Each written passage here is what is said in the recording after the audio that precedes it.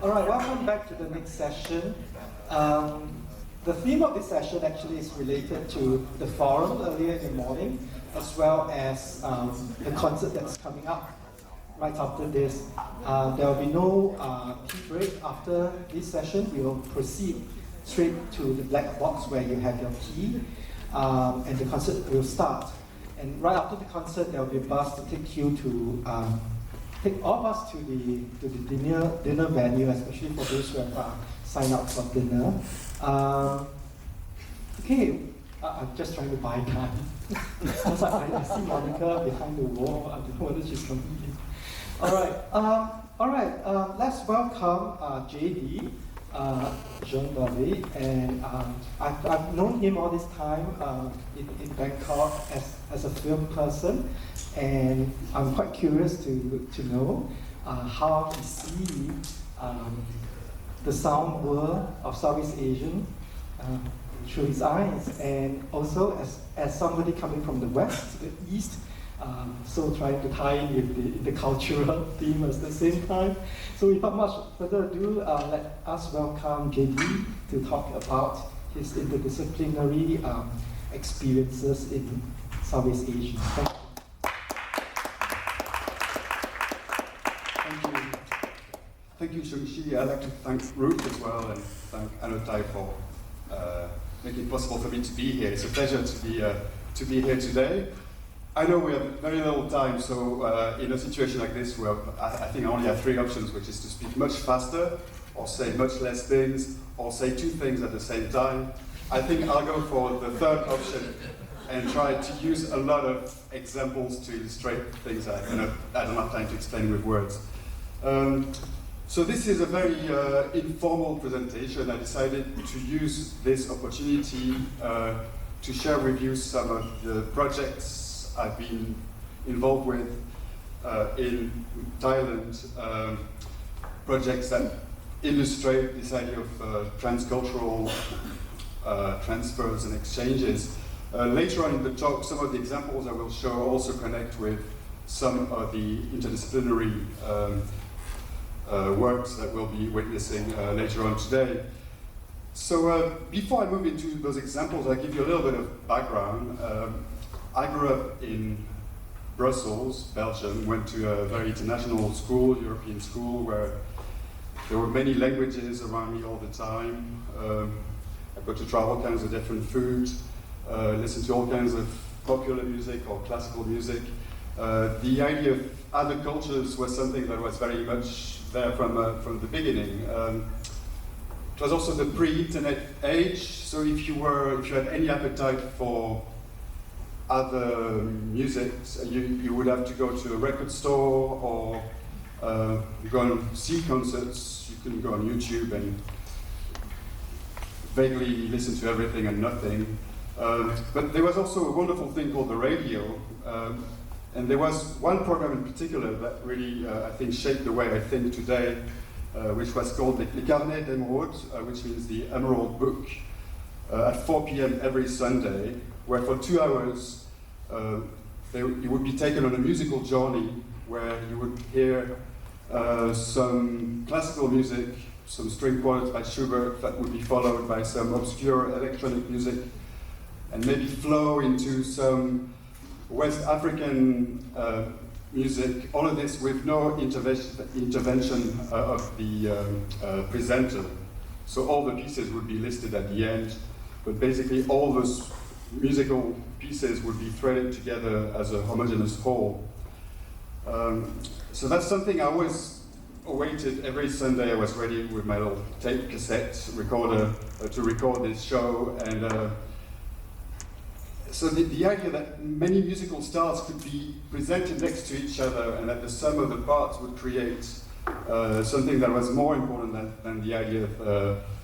style or tradition, or the idea that music was there to take you somewhere, to create a film within your mind, was something that was that followed me through everything I do today. Like we discussed earlier, the birth of the recording industry has very much influenced many musical styles in this region and everywhere in the world. We've been going through a process of evolution that was incredibly facilitated, or the speed of which was facilitated by the age of recording, and now in the age of the internet.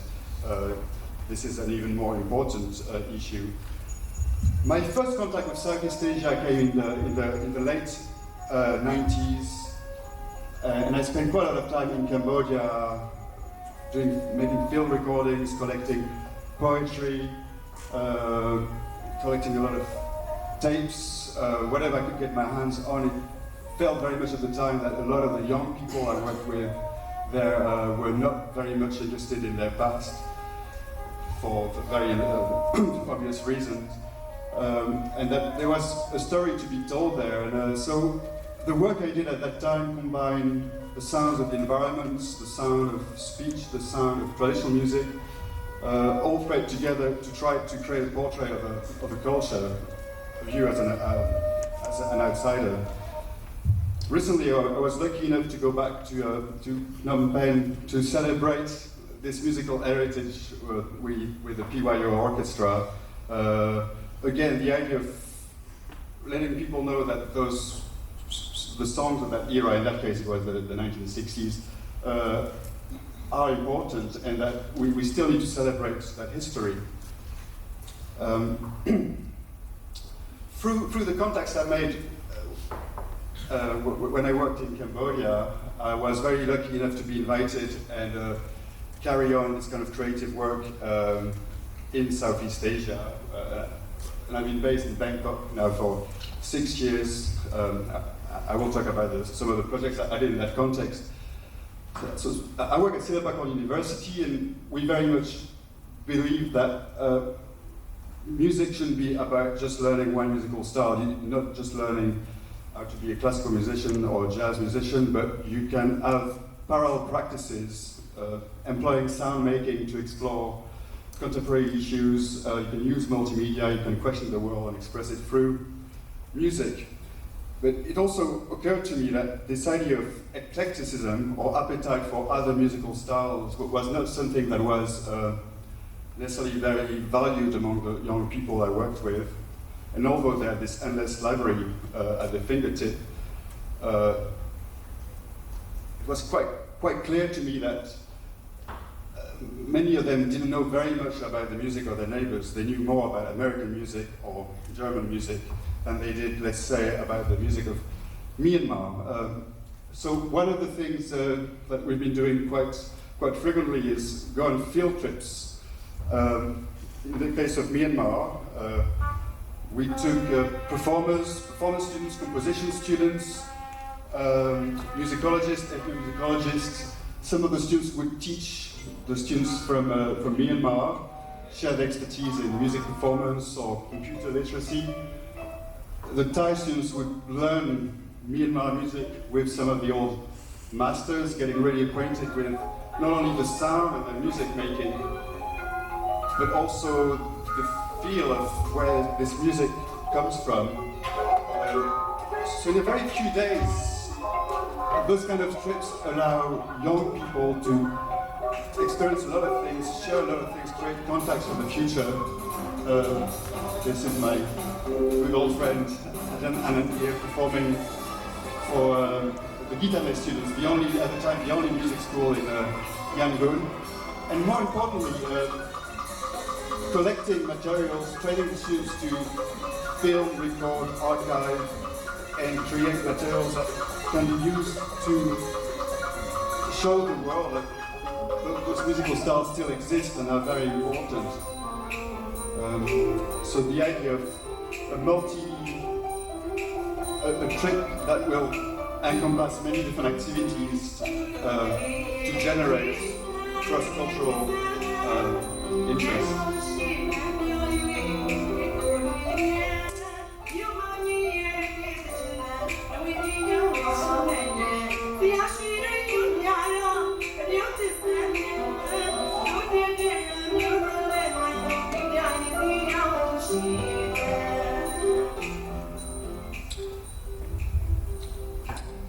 Okay, and now if I zoom back to 2 years ago,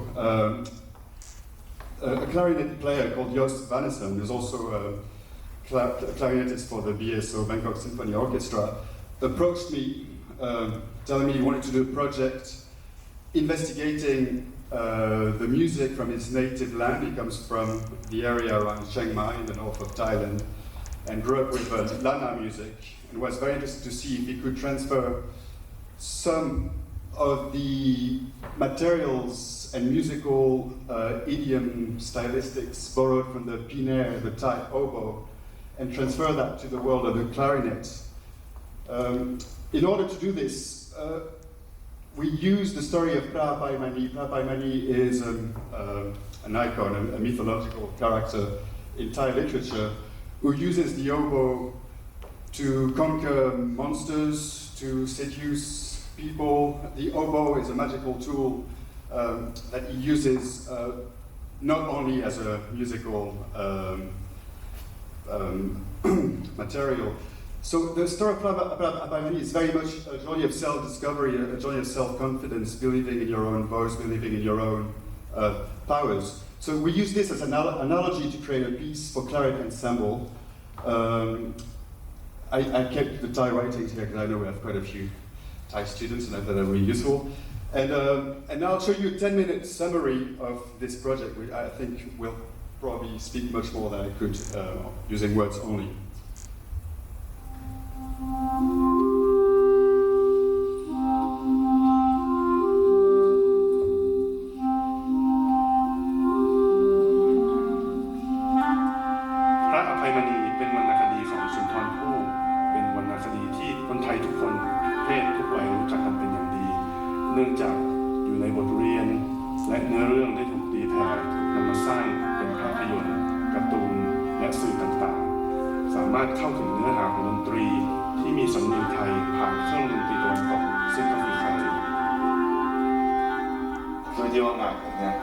เราใช้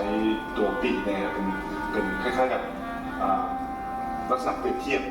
คือแทนที่จะใช้ปีในแทนด้วยที่ผมเป็นคนทางเหนือก็เลยคิดว่ามันเป็นเสียงที่ผมได้ยินตั้งแต่เด็ก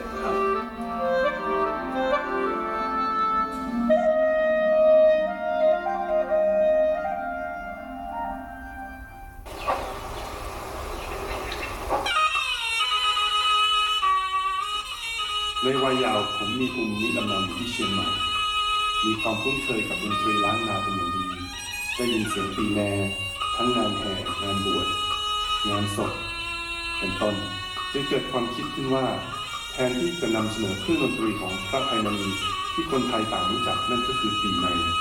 ผมจึงต้องการนำเสนอปีแนซึ่งเป็นเครื่องดนตรีพื้นบ้านเป็นเครื่องดนตรีที่ผมรู้จักแทนที่ปีในเอกลักษณ์ของปีเน่มีอยู่ง่ายๆก็คือสามารถเรียนเสียงคนร้องหรือว่าคนพูดได้เหมือนที่สุดในวงปีพาดด้วยนะที่เป็นพระเอกก็คือเน่นี่จะเป็นนักร้อง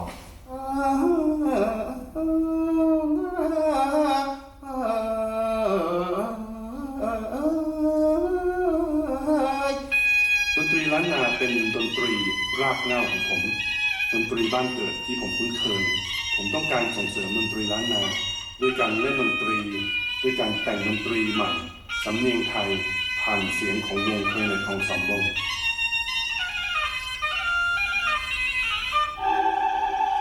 คือด้วยผมเนี่ยผมเป็นคนที่แบบเป็นเหมือนนักดนตรีคลาสสิกที่เทรนเป็นคลาสสิกเลยไม่มีความเป็นไทยเท่าไหร่ทีนี้ด้วยพอเริ่มศึกษาเริ่มทำก็คือมีปัญหาที่ว่าเทคนิคบางอย่างเปลี่ยนถ้าที่ผมสรุปมา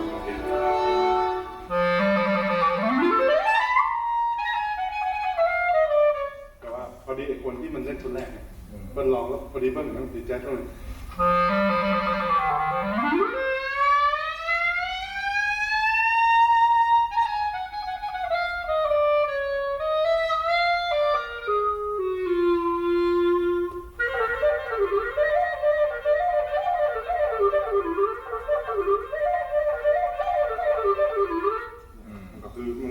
เสียงมันก็จะค่อนข้างเต้าก็คือวิธีฮัดก็คืออย่างละออนนี่ผมก็ต้องไปซ้อม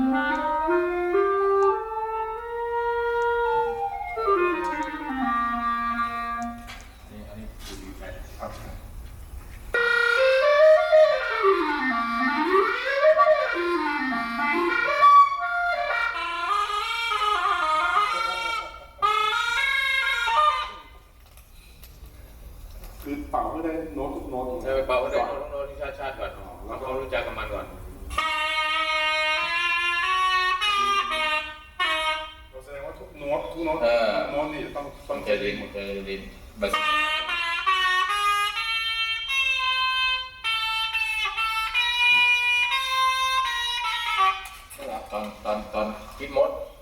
พระอภัยมณีเนี่ยปีกลายเป็นอาวุธเลยแล้วเป็นอาวุธที่มีเวทมนต์มากกว่าปกติคือสามารถทำให้คนเกิดในสภาวะเยอะแยะไปหมดในการเสพการได้ยินได้ฟัง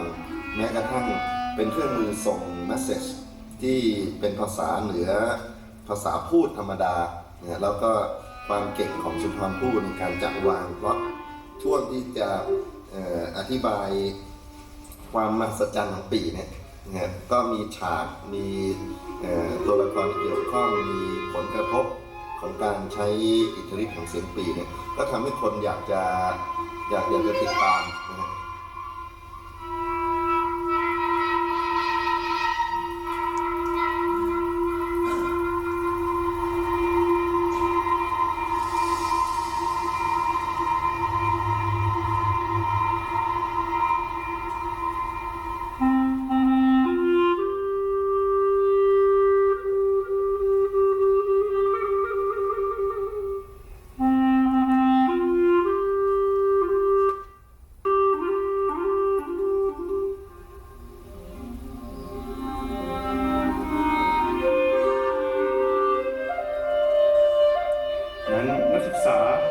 ได้มีส่วนร่วมในทุกขั้นตอนไม่ว่าจะเป็นช่วงของการทดลองการสร้างเสียงการพูดคุยทำให้เกิดกระบวนการเรียนรู้ระหว่างครูและนักเรียนทำให้เกิดแนวทางในการเล่นต่างๆที่นอกจากจะมาจากผู้วิจัยเองแล้วยังมาจากความคิดสร้างสรรค์ของนักเรียนในโครงการนี้ด้วยการเปล่งอะไรที่มันจะเป็นสำเนียงไทยมันก็ต้องมาย้อนนึกถึงว่าเราเปล่งธรรมชาติของเราที่คำพูดผมจะเป่าเหมือนที่ผมพูดนะครับพูดไทยพูดคำไทยนะครับ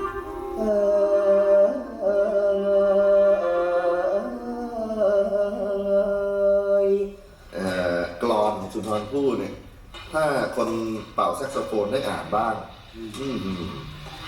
เสียงของแซกโซโฟนมันน่าจะมีความหมายมากกว่านี้เจอคลาริเนตท่านก็อาจจะเขียนก็ได้นะ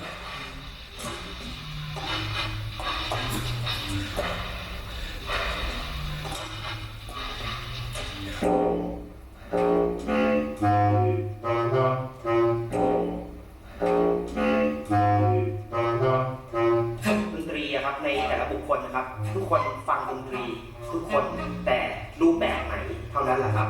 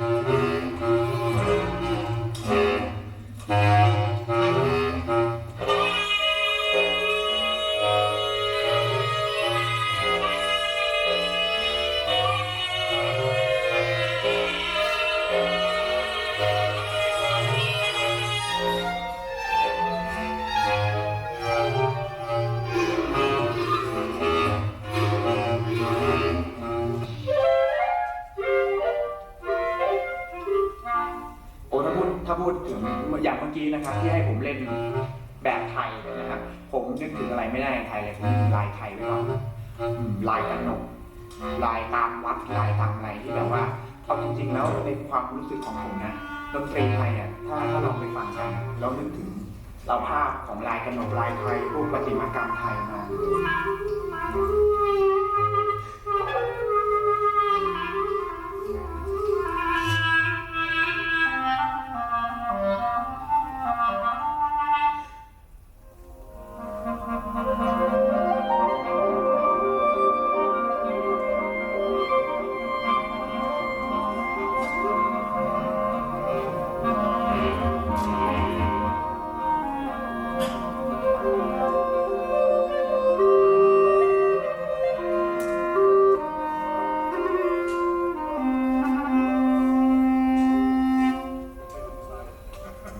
ขอโทษ เอาเลยอย่าทำนี้เมื่อกี้ที่ทำได้เพราะไม่ใช่ปาก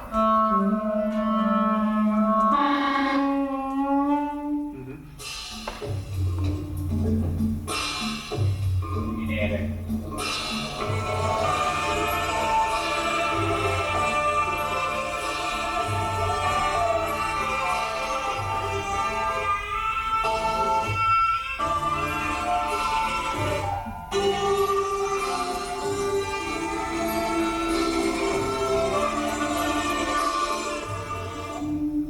ตุ้มมง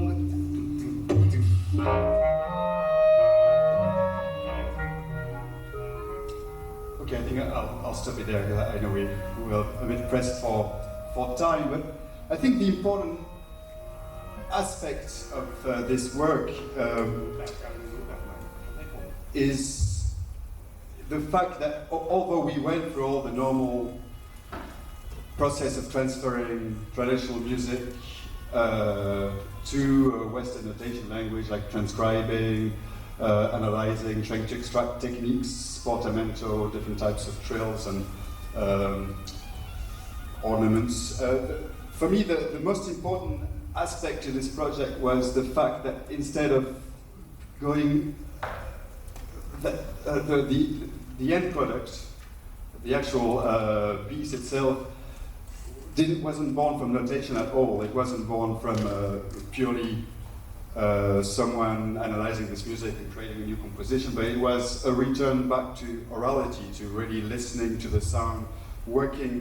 with the students and asking them within themselves to find this music and whatever was left of the resonance of this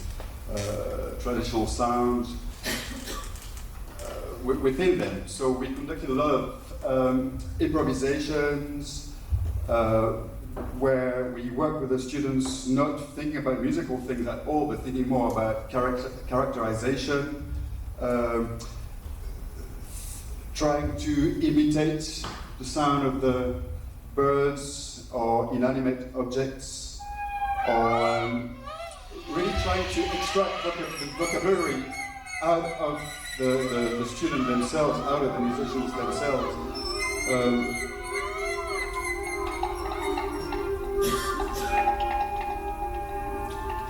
Because really it became very clear that just trying to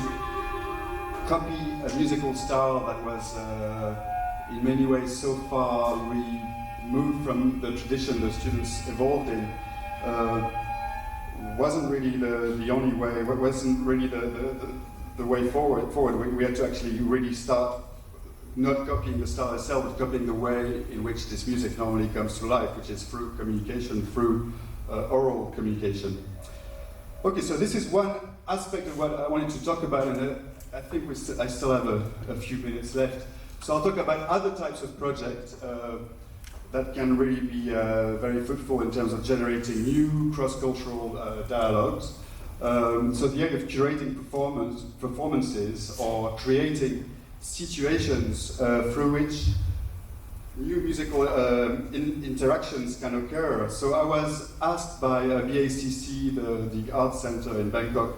to curate a performance piece around the theme of accident.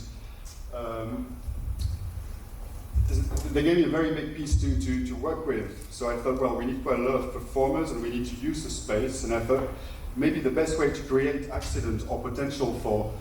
opportunities stemming out of accidents is to involve lots of people who have never worked together before. So I involved a post-rock Danish guitar player, a kind of free jazz drummer, a contemporary dancer. We had Mr. Ice here, Kiti Panjambuala, who had the role of creating digital noises, myself on environmental sounds and visuals. We had a cellist who's very much trying to find her own tradition and rebelling against the classical training. We had Anand Narkong, ethnomusicologist and expert in many aspects of traditional music, and a performance artist. The brief was to take the audience on a journey through the space. So we started on in a very large exhibition space, and then we had a big corridor to use. There was a big industrial lift. And I thought, well, let's maybe use this as a metaphor for the digital age we're in. We kind of everywhere and nowhere at the same time. We can decide to listen to certain types of music or read certain articles or watch certain films. We all have to make decisions. So this physical space becomes a metaphor for our mental space or our virtual space in a way. And then using a clock, because our visual world is very much all about the clock. I know this hotel card won't be able to open my door tomorrow at 12 p.m. exactly. So everything we're living in a very precise world. So I created a score where performers knew what they had to do at certain times. So 8:30, 8:37, there would be cue point, 8:44. Some things would be happening outside the main exhibition hall. Different people would be doing different things at different times. The point is, none of those people had ever met or played together. So everything that happened that night only happened that night. And the reason why I thought this was a good idea is I think, in a way, we created an ecosystem where we allowed not only the musicians to create a new language. For example, in this introduction here, the music started before the audience walked in the hall, and the musician had an instruction which told them to only play for maximum 10 seconds, and then not play that, to listen to the others. Only one person could play at a time. So the audience themselves were entering an abstract world and witnessing the birth of a musical language. A bit later on, we kidnapped the audience. We took the audience outside their comfort zone. Once they found the spot where they wanted to sit and observe the proceedings, we actually kidnapped them and put them in a big industrial lift that's normally used to carry a large artwork, so the audience became the artwork themselves. So this is maybe on the more experimental end of the spectrum, but I still think works like this are not about the outcome, but what people take with them. Both the audience or the performers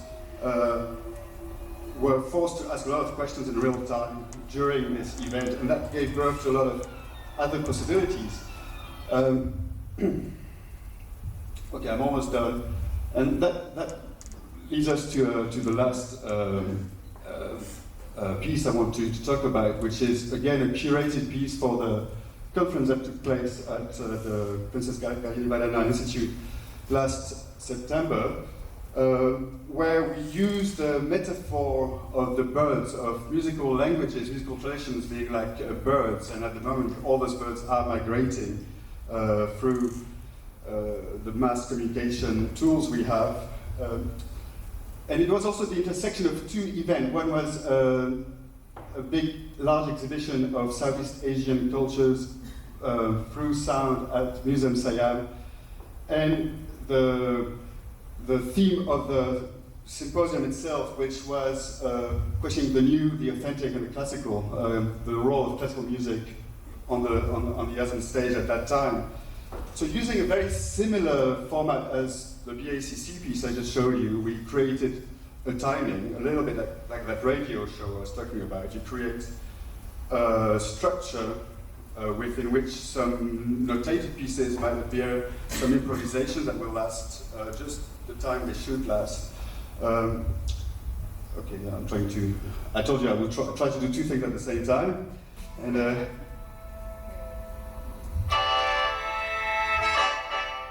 And by creating this structure where you know there will be ups and downs, and moments of peace, moments of reflection, moments where Western instrument will be negotiating a dialogue with other instruments. You create a lot of possibilities. So this shows there the sound of the bamboo organ, the can. The sound of the can then became a resonance that started giving birth to improvised melodies. some moving into the classical, Western classical world, others into the Thai world.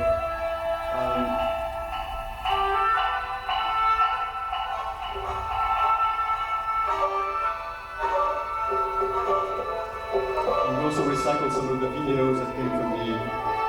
exhibition, really kind of collectively reflecting on the possible fusion of all those musical languages that surround us.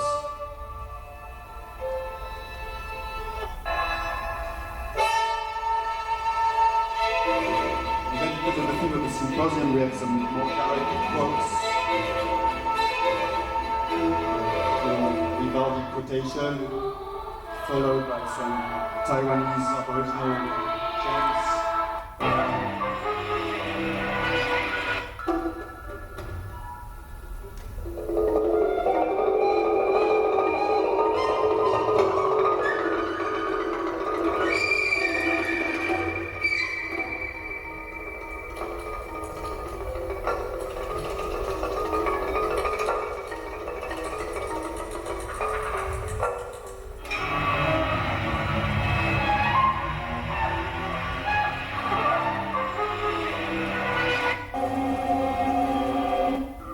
Skip through Max Fripp in Malaysia was there as well, Peter Edwards. So this was curation, putting next to each other musical styles that probably wouldn't normally coexist. Came out from Vietnam.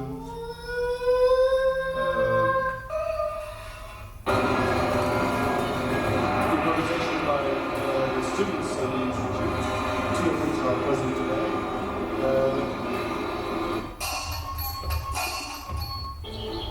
So, I guess what I'm saying here is I think there is an entire territory to be explored here, which is about creating situations not only to put different musical styles next to each other to maybe allow them to intersect and blossom, but also to expose audiences to certain types of music they probably don't know they would like.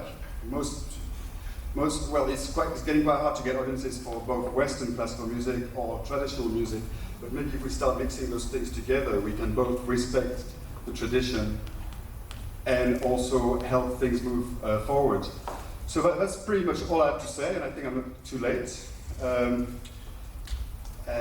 Yes, I guess my conclusion is we start exactly the same amount of particles of air in the world. We just need to decide how they vibrate and how many more 4/4